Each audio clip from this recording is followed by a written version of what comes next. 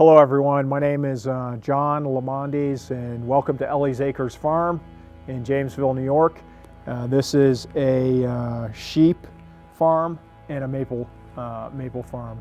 I'm going to take a little stroll down and take a look at the animals real quick. In my track I had one of my drivers once.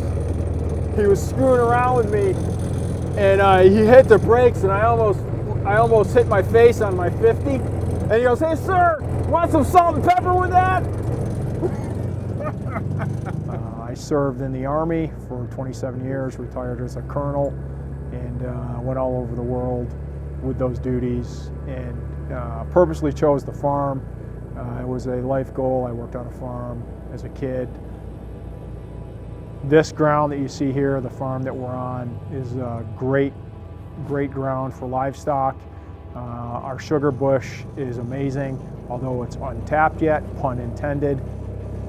The operation, the animals that we have were thought out, and it's a mini ecosystem.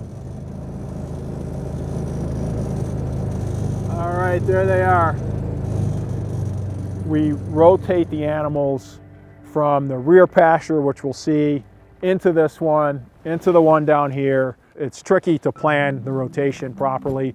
You know, proof in the pudding that we've been doing it well is our parasite losses have been minimal. In fact, our ewe flock has not been wormed since 2014. And the reason for that is that's unheard of, but we've been rotating ruminants for thousands of years with no medicinal poisons. And so I say that, I choose those words very carefully. Agriculture is much more in depth than people would actually think. There's a lot of science. It's not just, it's obvious that you're working with your hands, but if you're not working with your hands and working with a calculator and working with a pencil and working with really smart people on the disease side, on the treatment side, on the market side, you're going to fail. That planning process is inculcated down to the lowest ranking guy of any organization in the military. The public doesn't realize that. The stereotypes are out there in spades, unfortunately, and the media never portrays the actual benefits that veterans bring to society. Having that ability to constantly be planning, to constantly be a sensor, an individual sensor, you know, the Army calls the soldier a sensor system. And that doesn't leave you when you retire. It's just the things that I'm looking for are different. I'm sensing the health of our animals. I'm sensing what the predation level is. I'm looking for coyotes. I'm looking for things that may be dangerous. I'm looking for what's the next thing that we've got to fix. And what really got me thinking and planning was my exposure to agriculture.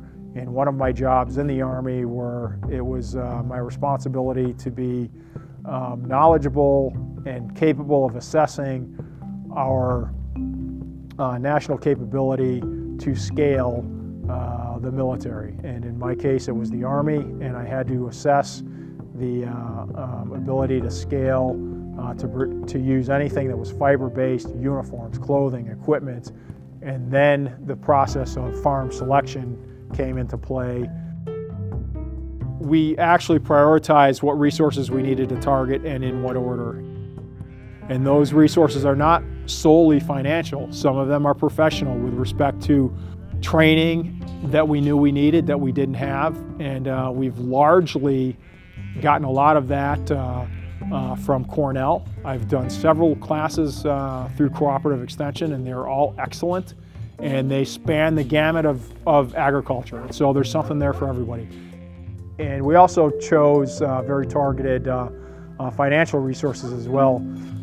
We went all the way through the loan process 3 times with regular, I'll call them, commercial home lenders who the agents will always promise, yes, we'll loan you money for a farm. We have experience doing that. Lo and behold, at the end of the day, they pull the plug. We learned that lesson the hard way, as I said, and then I found Farm Credit East, which I didn't know existed, and Farm Credit East came in and saved the day and understood our risk, understood the operation, And without Farm Credit East, we wouldn't be standing here right now.